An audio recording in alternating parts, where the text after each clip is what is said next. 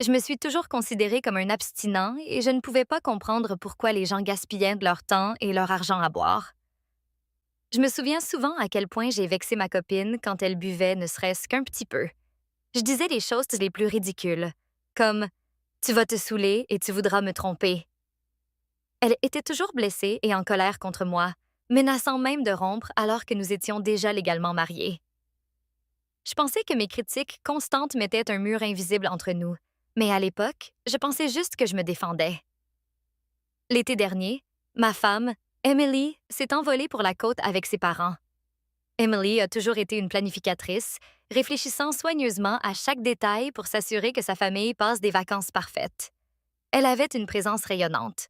Son rire remplissait souvent n'importe quelle pièce où elle entrait, et elle avait le chic pour mettre les gens à l'aise. Sans elle, la maison devenait insupportablement silencieuse.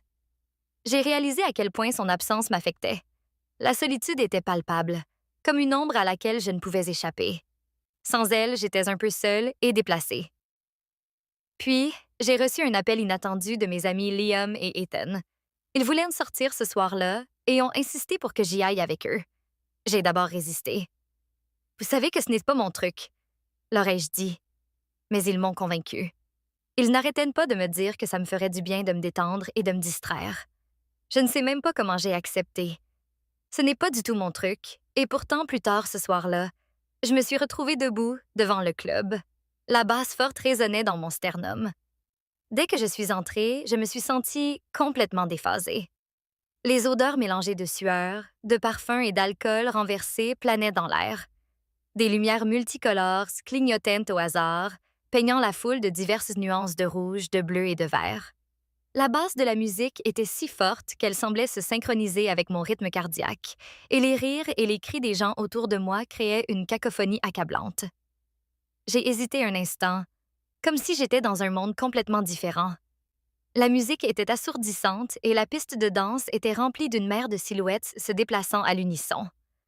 Mon malaise a dû être évident parce que Liam m'a tapoté le dos et m'a dit « Détends-toi, gamin, profite juste de ce soir. » Je me suis promis d'essayer de m'amuser, même si je pensais déjà à rentrer chez moi.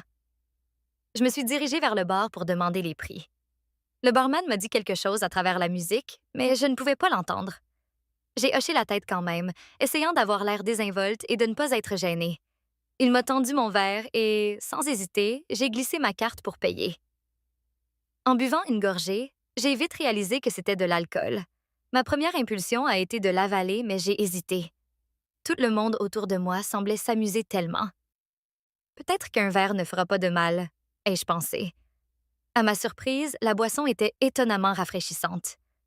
Le piquant de l'alcool mélangé à la douceur m'a donné un étrange sentiment d'exaltation.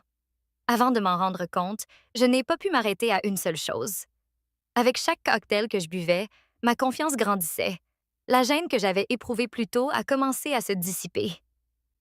Soudain, l'atmosphère du club ne semblait plus si intimidante. J'ai rejoint la foule sur la piste de danse, bougeant au rythme de la musique. Liam et Ethan s'amusaient eux-mêmes, donc mon comportement ne leur a pas semblé étrange. Ils n'ont même pas réalisé tout de suite que j'avais bu. Au moment où Ethan l'a finalement remarqué, il était trop tard. Mes yeux brûlaient d'excitation et je ne voulais pas l'écouter me faire la morale. J'ai balayé ses inquiétudes d'un rire et j'ai continué mon chemin. Lorsque je suis retournée au bar pour un autre verre, j'ai rencontré une femme plus âgée nommée Charlotte. Elle était beaucoup plus âgée que moi, mais il y avait quelque chose de magnétique dans sa confiance. Malgré la musique assourdissante, nous avons réussi à discuter. Elle m'a invitée à sa table, où elle m'a présenté son cercle d'amis. Ils étaient tous plus âgés, avaient réussi et dégageaient une certaine sophistication qui m'intriguait.